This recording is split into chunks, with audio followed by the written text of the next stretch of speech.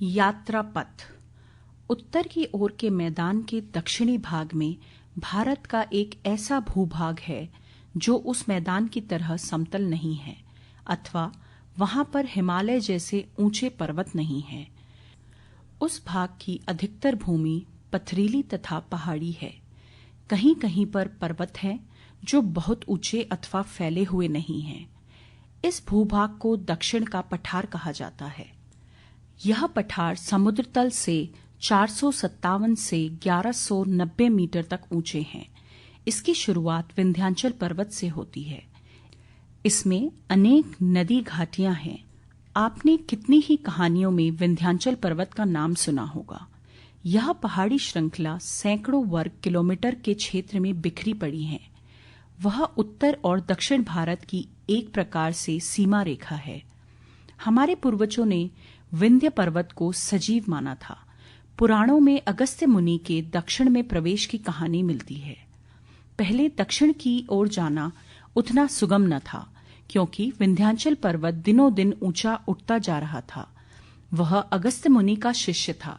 इस कारण जब अगस्त्य ऋषि यात्रा करते हुए उसके निकट आए तो पर्वत ने उनको नमस्कार करने के लिए अपना मस्तक नीचे झुका दिया। तब अगस्त्य ऋषि उसे आशीर्वाद देकर बोले, मेरे दक्षिण से लौटने तक तुम इसी अवस्था में लेटे रहो। पर अगस्त्य मुनि वापस लौटे ही नहीं और विंध्य पर्वत तब से उसी भांति साष्टांग नमस्कार की स्थिति में अभी तक पड़ा हुआ है। इस पर्वत का बहुत सा भाग मध्य प्रदेश में आता है। इस पर्वत से सटा हुआ तनिक पश्चिम और उत्तर की ओर मालवा का पठार है। मालवा की काली मिट्टी तो बहुत ही मशहूर है। इतनी उपजाऊ भूमि संसार में शायद ही कहीं हो। पृष्ठ संख्या 23। कोमल और नरम जमीन है ये। मालवा का पठार अनेक कम ऊंची पहाड़ियों से घिरा हुआ है। ये पहाड़ घने जंगलों से ढके हुए हैं। इस प्रदेश की जलवायु बहुत ही सुहावनी है। यहाँ संध्या सुखद तथा चांदनी रातें बड़ी मजेदार और मनोरम होती हैं। यहाँ न तो तेज गर्मी ही पड़ती है और न तेज सर्दी। साल के 12 महीने वातावरण बहुत सुखद रहता है। प्राचीन काल में यह प्रदेश अवंतिका नाम से जाना जाता था। बाद में पंजाब के मालवों ने इस पर अपना अधिकार कर लिया और इसे अपना नाम दे दिया। तब से इसका नाम मालवा पड़ गया। मालवों के पश्चात पराक्रमी शकों ने तलवार के बल पर यहाँ राज्य किया और शक नरेश रुद्रदामन ने संस्कृत गद्य को बहुत प्रोत्साहन दिया। थोड़े ही समय में यह नगर ज्योतिष तथा व्यापार का केंद्र बना। इसी प्रदेश में रूपमती और बाज बहादुर का प्रणय पल्लवित हुआ। ये दोनों ही कवि होने के साथ साथ गायक भी थे। महू के नजदीक मालवा के पठार का उत्तरी ढलान है। विंध्याचल पर्वतमाला का यह सबसे कम ऊंचा भाग है। इसी भाग की ढलान पर जनापाव नामक एक जगह है। यह एक अत्यंत रमणीय स्थल है। यहाँ का वातावरण भी बहुत लुभावना है। पर्यटक अपने आप ही इस ओर खिंचा चला आता है। यहीं पर मेरा जन्म हुआ है। यहीं जनकेश्वर महादेव का मंदिर और तालाब है। यह एक बहुत बड़ा तीर्थ क्षेत्र माना जाता है। समुद्र की सतह से यह स्थान लगभग 639 मीटर की ऊंचाई पर है। यहाँ का प्राकृतिक दृश्य इतना सुंदर है कि यहाँ पर ठहरने के बाद जाने का मन ही नहीं करता। इसलिए इस ओर आने वाले पर्यटक 2-4 दिन ठहरकर प्रकृति सौंदर्य का आनंद लेकर ही लौटते हैं। जनापाव का उदात्त, रम्य और एकांत वातावरण मानव के मन में विधाता की परम शक्ति, श्रद्धा और भक्ति का निर्माण किए बगैर नहीं रहता। जनापाव की पहाड़ी ढलान से नीचे की ओर उतरना मैं टालना चाहती थी। सोचा कि इतनी ऊंचाई पर हूं, नीचे क्यों उतरूं? पर इसी समय कोई कान में आकर कह गया, पगली, तेरा जन्म तो लोक कल्याण के लिए हुआ है और तू स्वयं अपने मन में लोक सेवा का व्रत संजोए बैठी थी। और यह बात स्मरण करते ही मैं पर्वत से नीचे उतरकर उत्साहपूर्वक बहने लगी। पृष्ठ संख्या 24। शिकारी द्वारा पीछा किए जाने पर भोली हिरनी जिस प्रकार जान को मुट्ठी में लेकर दौड़ती रहती है, उसी प्रकार मैं विंध्य पर्वत के उत्तर की ओर की पहाड़ी ढलान से चंचल बाला की भांति उतरकर बहने लगती हूँ। मार्ग में इंदौर का खूबसूरत जिला पड़ता है। यह मध्य प्रदेश का सबसे बड़ा शहर है। यह इतना स्वच्छ, सुंदर और सुव्यवस्थित है कि देखने से ऐसा लगता है मानो यह नया बसाया गया शहर हो। शहर के आसपास की प्राकृतिक शोभा अनुपम है। पास पड़ोस के सरोवर, बाग, फलोद्यान और निसर्ग की सुंदरता देखते ही बनती है। इंदौर नगर मध्य प्रदेश का सबसे प्रमुख व्यापारी केंद्र है। उज्जैनी, धार, मांडू, महेश्वर, ओंकारेश्वर, बाग, बड़वानी, महू, मंदसौर, पाताल पानी और काला कुंड आदि स्थानों से इस नगर का संपर्क जुड़ा हुआ है और आने जाने के सुलभ साधन हैं। प्राकृतिक शोभा के उन्मुक्त दर्शन करते हुए मैं आगे बढ़ जाती हूँ। यहाँ पर मेरा प्रवाह बहुत मंद रहता है। इंदौर के बाद मैं धार जिले में प्रवेश करती हूँ। यहाँ मैं बड़े वेग से बहती हूँ। मेरे पैर तीव्र गति से उठते चले जाते हैं। करीब करीब 161 किलोमीटर का अंतर पार करने में मुझे अधिक समय नहीं लगता। धार का नाम होठों पर आते ही भोज राजा की याद आए बिना नहीं रहती। भोज राजा बड़ा दानी, कला का चहेता और साहित्य का अच्छा जानकार था। धारा नगरी का वैभव और शान शौकत अलाउद्दीन खिलजी के आक्रमण से नष्ट हो गई और उसके बाद धार का खोया हुआ वैभव पुनः प्राप्त न हो सका। धार के किले में ही बाजीराव पेशवा द्वितीय का जन्म हुआ था। नगर के दक्षिण में सुप्रसिद्ध भोजशाला है। वहां पर राजा भोज ने सरस्वती की सुंदर प्रतिमा की स्थापना की थी। इंदौर से धार नगरी लगभग 64 किलोमीटर दूर है। धार जिले में प्रकृति की शोभा उन्मुक्त होकर निखरी पड़ी है। यहाँ की जलवायु बहुत सुखद एवं मनोरम है। धार जिले में ही धारा नगरी से लगभग 34 किलोमीटर दूर सुंदर मांडू अथवा मांडवगढ़ है। मालवा के पहाड़ों ने मांडवगढ़ को और भी अधिक प्राकृतिक सौंदर्य प्रदान किया है। सम्राट जहांगीर जब इस प्रदेश में आया तो वह यहाँ के प्राकृतिक सौंदर्य से इतना प्रभावित हुआ कि अनेक महीनों तक मांडवगढ़ पर रहने का मोह न टाल सका। ब्रिटिश वाइसरॉय लॉर्ड कर्जन हर साल 2 महीने यहाँ आकर रहता था। उसने अपने शब्दों में यहाँ की प्राकृतिक सौंदर्य का अमर चित्र वर्णन किया है। पृष्ठ संख्या 25। मांडवगढ़ के स्फूर्तिदायक प्राकृतिक सौंदर्य से प्रेरित होकर मनुष्य ने सुंदर राजप्रासाद, मंदिर, सरोवर और मकबरे बनवाकर इसे और भी अधिक सौंदर्य और भव्यता प्रदान की है। मुगल काल में नवाबों ने मांडवगढ़ में सुंदर सुहावने अनेक सरोवर बनवाए। धारा नगरी के पश्चात मांडवगढ़ ही पठानों की राजधानी बनी। बाज बहादुर यहीं का था। रानी रूपमती और बाज बहादुर की प्रेम कथा बहुत प्रसिद्ध ही है। रानी रूपमती जैसा सौंदर्य बहुत कम ही देखने को मिला। धारा नगरी से आगे मेरे कदम उज्जैनी तथा रतलाम जिलों की ओर मुड़ पड़ते हैं। उस स्थान पर तो मेरे हृदय के स्पंदन और भी अधिक बढ़ जाते हैं, क्योंकि वहां मुझसे मेरी बहन शिप्रा के मिलने के लिए चले आने की सूचना मिलती है। मेरी यह लाडली बहन रतलाम जिले में मुझसे आकर गले मिलती है। उसका निश्चल स्नेह और मीठी मीठी बातें सुनकर मेरा रोम रोम आनंद से पुलकित हो जाता है। बहन शिप्रा की पावन स्मृतियों को हृदय में संजोए हुए मैं खुशी खुशी अपनी अगली यात्रा पर चल देती हूँ। अब मेरे चरण मंदसौर जिले में प्रवेश करते हैं। इस भाग का भी पुराना इतिहास है। मंदसौर का विजय स्तंभ पुरातत्व की अनमोल धरोहर है। ईसा की 6ठी शताब्दी में यशोवर्धन ने हूणों पर प्राप्त विजय के उपलक्ष्य में यह स्तंभ स्थापित किया था। यह उसी की याद दिलाता है। मंदसौर नीमच से 51 किलोमीटर दूर है और बहुत उपजाऊ भूभाग है। मंदसौर जिले का सारा प्रदेश हरा भरा और मनोरम है। इस जिले में बहते हुए मेरी गति बहुत धीमी हो जाती है। यहाँ तक भागते भागते मैं थक भी जाती हूँ। अपने उद्गम स्थान से लेकर यहाँ तक मैं 258 किलोमीटर की यात्रा कर चुकी होती हूँ। यहाँ की जमीन उर्वरा है। इस तमाम जिले की भूमि को मैं अपने पानी से सींचकर हरा भरा बनाती हूँ। मंदसौर जिले से आगे की यात्रा बहुत ही रोमांचपूर्ण है, इतनी रोमांचक कि शरीर थर्रा जाता है। इसके अलावा मेरे कर्म भी खोटे। ऐसा न होता तो बहने के लिए मुझे समतल जमीन अवश्य मिल जाती। पृष्ठ संख्या 26। पर नसीब के आगे भला कब किसका जोर चला है। मेरे नसीब में सुखी जीवन व्यतीत करना लिखा ही नहीं है। अपने उद्गम स्थल से 413 मीटर नीचे उतरकर 112 किलोमीटर लंबी, गहरी और दुर्गम घाटी में मुझे बहना पड़ता है। यह तमाम पथ यात्रा बहुत क्लेशकारी और डरावनी है।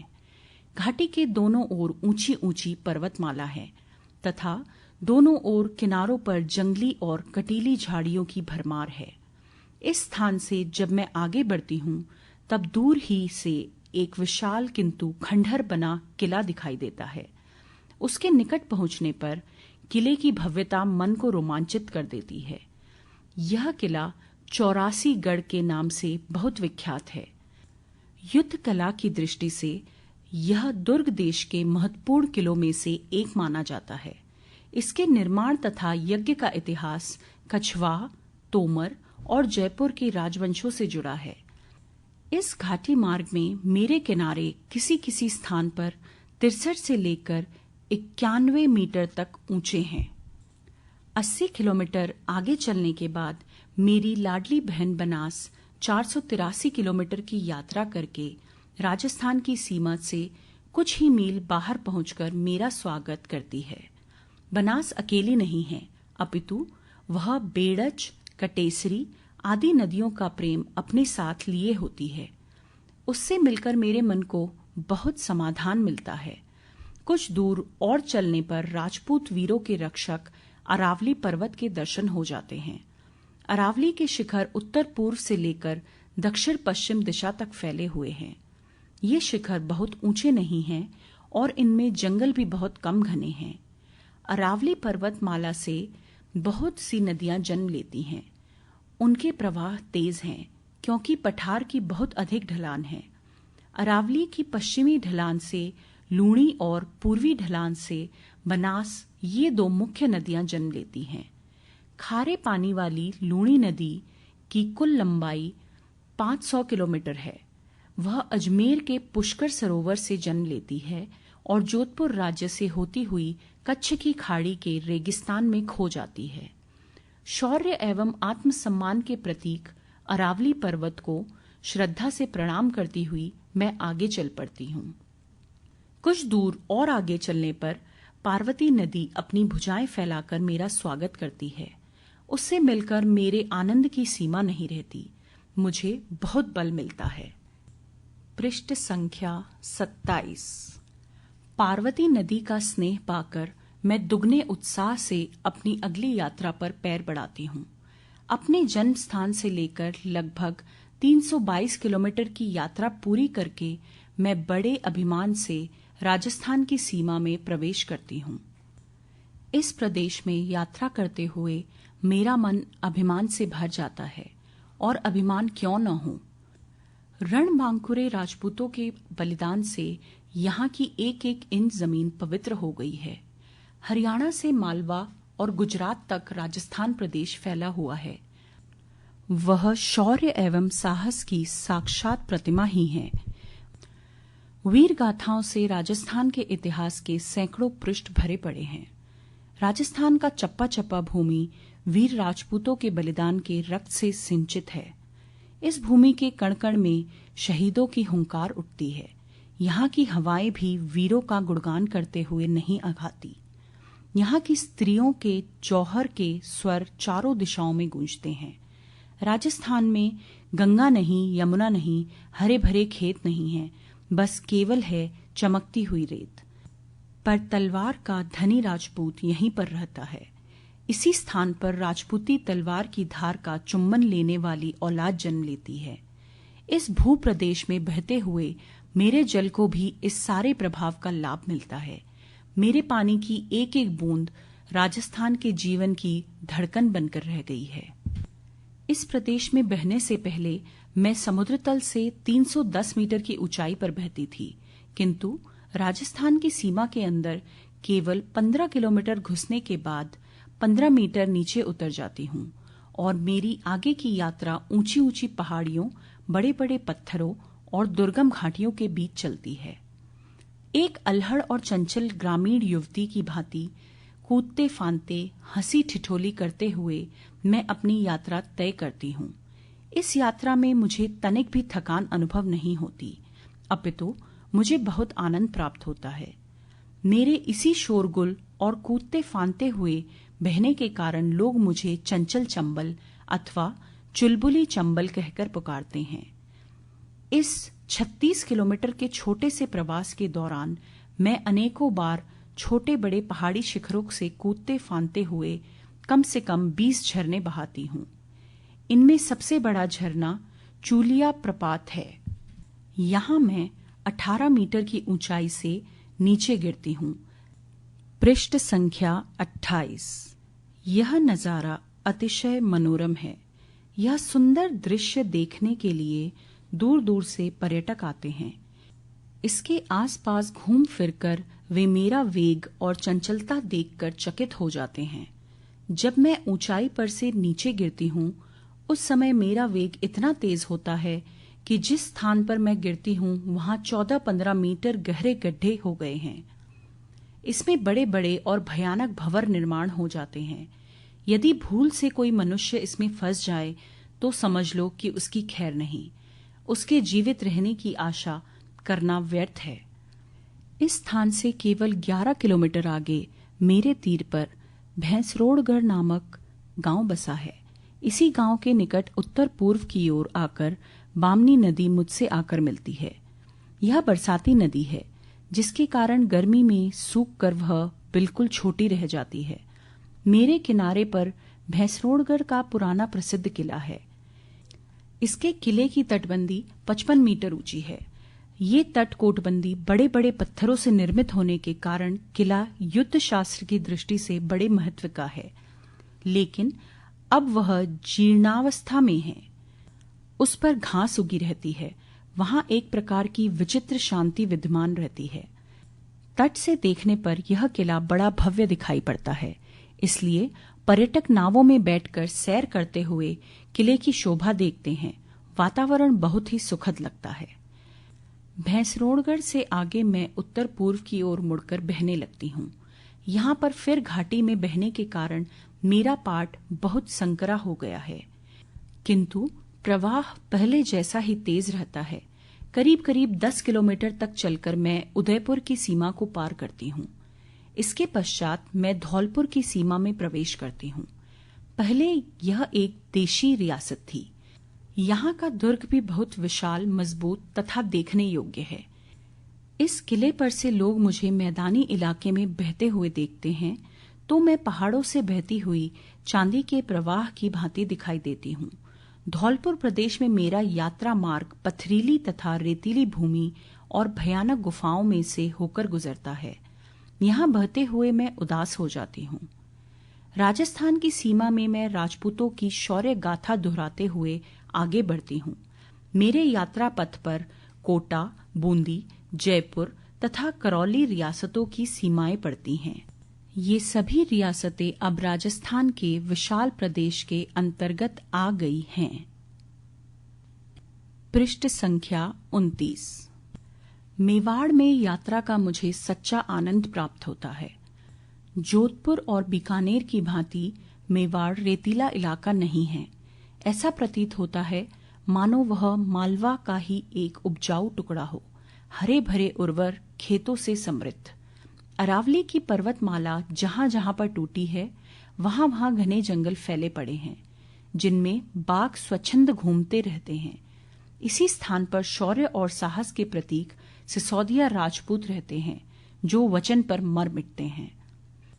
राजस्थान की सीमा के अंदर 209 किलोमीटर बहने के बाद मैं फिर से मध्य प्रदेश में प्रवेश करती हूँ उत्तर पूर्व दिशा में मुरैना तथा भिंड जिलों की सीमा पर बहती हूँ। लाखों वर्षों से प्रवाहित होते रहने के कारण मेरे किनारे कट कट कर दुर्गम घाटी प्रदेश बन गए हैं। यहाँ पर बड़े भयानक और घने जंगल हैं। यहाँ की ऊंची ऊंची टेकरियां तो ऐसी हैं कि उनमें छिपा व्यक्ति खोज पाना कठिन है। इन जिलों पर शासन करना भी बड़ी टेढ़ी खीर है। ये जंगल इतने सघन हैं कि कहीं कहीं सूर्य की किरणें भी अंदर तक नहीं पहुंच पाती। इस कारण डाकुओं की कितनी ही टोलियां मेरे आंचल में आश्रय पाती हैं। मान सिंह, लाखन सिंह, भूपत सिंह, रिसाल सिंह, तहसीलदार सिंह, जग्गा, पुतली बाई आदि क्रूर डाकुओं के नाम आपने सुने होंगे। मैंने उन खूंखार आतताइयों को अपनी आंखों से देखा है। इनमें से कई एक डाकू इस संसार में नहीं रहे, किंतु उनके भयंकर कृत्यों को स्मरण कर शरीर पर रोंगटे खड़े हो जाते हैं। अनेक डाकू पुलिस से हुई मुठभेड़ों में मारे गए, लेकिन कुछ अभी भी मेरी घाटियों में पल रहे हैं। कुछ साल पहले विनोबा जी पद यात्रा करते हुए वहां आए थे। उनके मार्मिक वचन सुनकर अनेक डाकुओं के मन और इरादे बदल गए और विनोबा जी की शरण में आ गए तथा उन्होंने नए सिरे से सभ्य जीवन बिताने की शपथ ली। उनके अधूरे कार्य को जयप्रकाश नारायण जी ने पूरा करने का बीड़ा उठाया और काफी मात्रा में उसे पूरा किया भी। जयप्रकाश नारायण जी की स्नेह भरी पुकार सुनकर बहुत से डाकू डाकेजनी, लूट मार तथा जनहत्या के बुरे काम छोड़कर उनकी शरण में आ गए और प्रायश्चित करने का संकल्प लिया। पृष्ठ संख्या 30। इन महापुरुषों के चमत्कारपूर्ण कृत्य को देखकर मैं बाग बाग हो गई। सच मानो इस कार्य से मुझे विश्वास है कि मेरी घाटी का काला इतिहास धुल जाएगा, जंगल में मंगल हो जाएगा। आगे पश्चिम की ओर पाथर का पठार है और शेष बचे भाग के चारों ओर मालवा के हरे हरे दुशाले ओड़े खेत बिखरे पड़े हैं। इसके आगे दिशा बदलकर मैं उत्तर प्रदेश की दिशा की ओर बहने लगती हूँ। यहाँ की जमीन समतल और उपजाऊ है। अब मेरी यात्रा समाप्त होने को है। मैं इटावा से 40 किलोमीटर दक्षिण पश्चिम में बह रही हूँ। यहाँ से सामने ही मुझे यमुना मैया दिखलाई पड़ रही है। उसी में मैं स्वयं को विसर्जित करने वाली हूँ। मैं इस मिलन के लिए अधीर हो गई हूँ। त्याग ही में जीवन सार्थक होता है। मुझे महान हर्ष इसलिए हो रहा है कि मैं स्वयं को यमुना में समर्पित करके अनंत गंगा जी से जा मिलूंगी, पावन गंगा जी में। पृष्ठ संख्या 31।